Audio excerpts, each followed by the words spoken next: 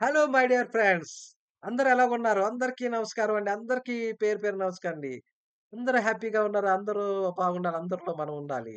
అలాగే ఎనిమిదవ భాగానికి అందరికీ స్వాగతం అండి. సుస్వాగతం. బ్రదర్స్ అండ్ సిస్టర్స్ ప్రతి వోళ్ళు ఉత్సాహంగా, ఉల్లాసంగా ఉండాలండి. ప్రతీదీ మన జీవితంలో సాధించాలి. అప్పుడే అందరూ సాధిస్తారు. అలాగే ఇంకో భాగానికొచ్చాం. Don't impress anyone. ఎవరిని విమర్శించవద్దు. అలాగే విమర్శించవద్దు. వాళ్ళని క్రిటిసైజ్ కూడా చెయ్యొద్దు. అలాగే ఎదుటి వాళ్ళని మనం చేయాలని ఇంప్రెస్ చేయాలని చూడబాకండి. ఎవరినైనా వారు చేసిన ఏదో ఒక పని ఆధారంగా నిర్ణయించి చేయవచ్చును అనుకుంటున్నారా?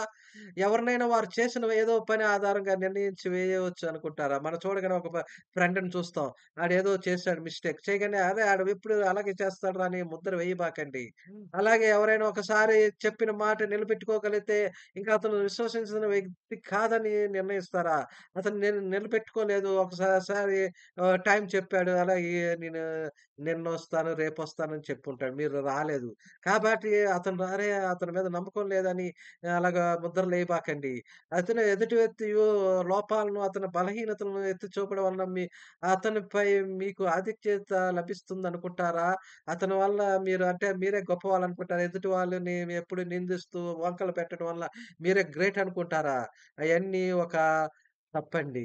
అలాగే ఒక వ్యక్తి కాల్చే సిగరెట్టు, చూసే సినిమాలు, చదివే పుస్తకాలు, ఆహ్, ధరించే దుస్తులు పరిశీలించి అతను ఎటువంటి వాడో నిర్ణయించుకొని ఉంటారా? ఇవన్నీ పొరపాటు అభిప్రాయాలు. చూడండి ఒక సామెత ఉంది. బుక్కు యొక్క కవర్ పేజ్ చూడగానే దాని బుక్‌ని మనం దాన్ని అంచనా వేయకూడదు.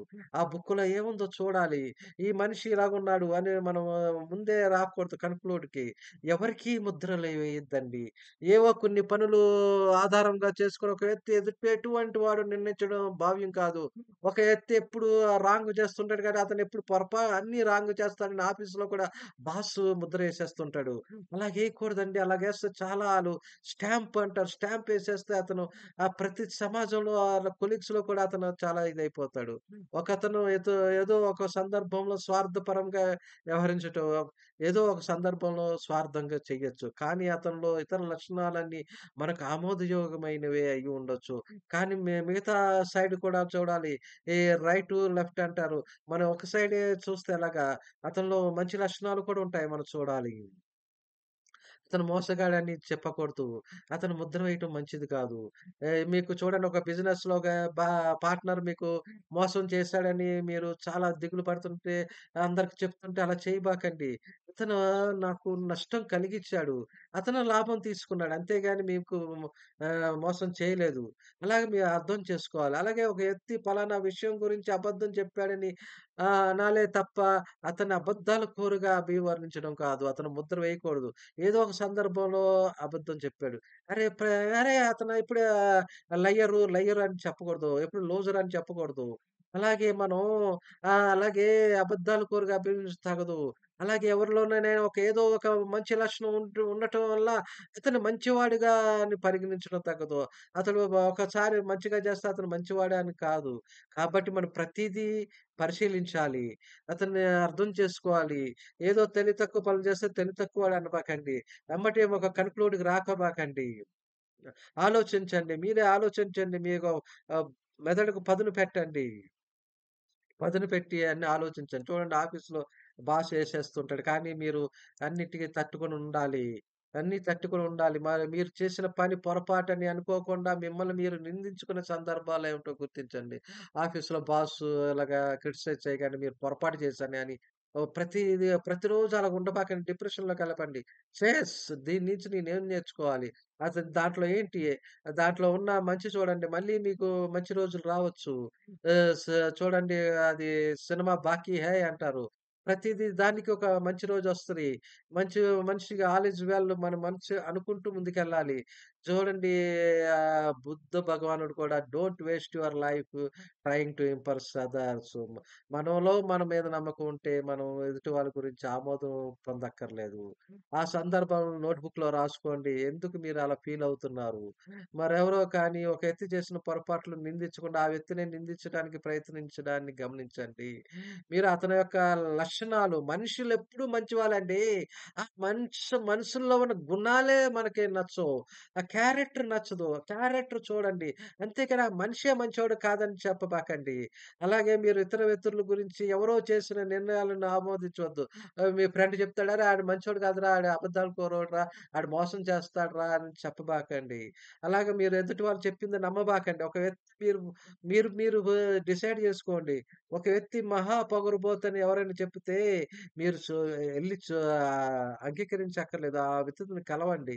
కలిసి మీరు మాట్లాడండి. అతను ఎటువంటోడో మీరు డిసైడ్ జేసుకోండి.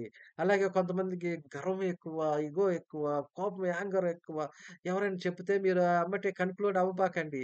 కన్‌క్లూడ్ అవ్వకుండా అతను డిసైడ్ చేయండి మీరు. వాస్తవా? కాదని ఆలోచించండి. అలాగే ఇంకో పార్టు. అధికులెవరు, అల్పులెవరు అందరూ మన వంటి వారే. ఎవరు గొప్పవారు, ఎవరు చిన్నవారు. అందరూ మనలాగే ఉంటారు. అందరూ మనలాగే ప్రయత్నం మెదలెడతారు. ఆళ్ళు ఒక ఆత్మలు. మనలాగే ఆళ్ళు భూమి మీద పుట్టారు. మనలాగే వాళ్ళు కూడా వాళ్ళకెన్నో టార్గెట్స్, లక్ష్యాలుంటాయి కాబట్టి. అందరిలో ప్రవహించే బ్లడ్ ఒకటే, రక్తం ఒకటే.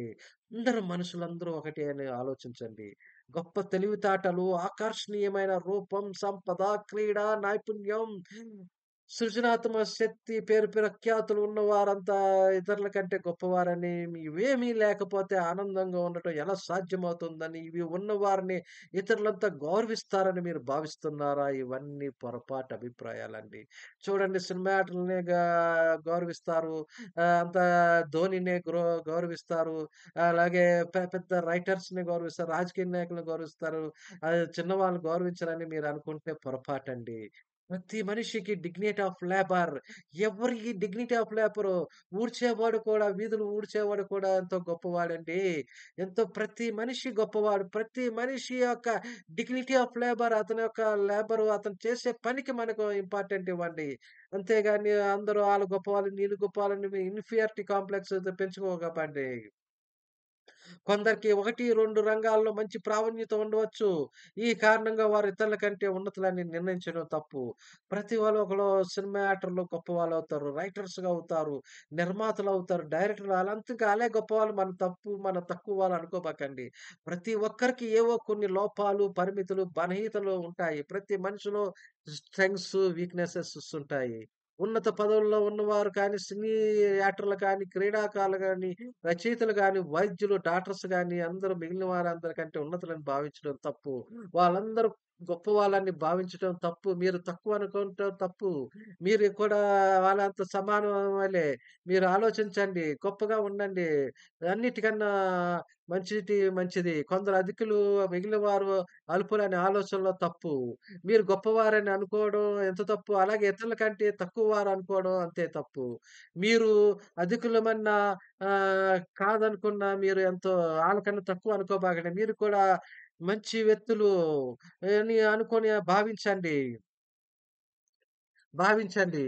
మీరు మీకంటే అధికుడని భావిస్తున్న వ్యక్తితో కలిసినప్పుడు ఏవో కొన్ని రంగాల్లో మీకంటే అతనికి ఎక్కువ నైపుణ్యం ఉన్నంతటి మాత్రాన మీకంటే అతను అధికుడు కాదు.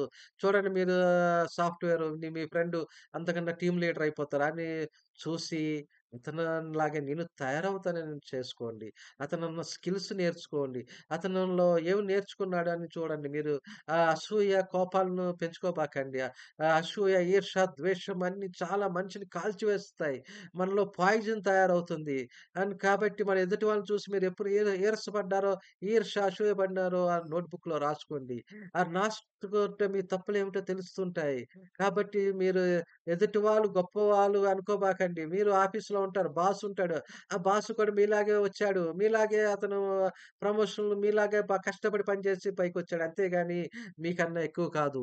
అతనుకున్న స్కిల్స్, ఎక్స్‌పీరియన్స్ వలన అతను ఎదిగాడు. మీరు కూడా అయన్నీ పెంచుకున్నారా, స్కిల్స్ పెంచుకున్నారు. మీరు కూడా బాస్ అవుతాడు. కాబట్టి మన ఎదుటి వాళ్ళని ఆళ్ళ అభిప్రాయాలను కొన్ని తెలుసుకొని మనం చూడాలి.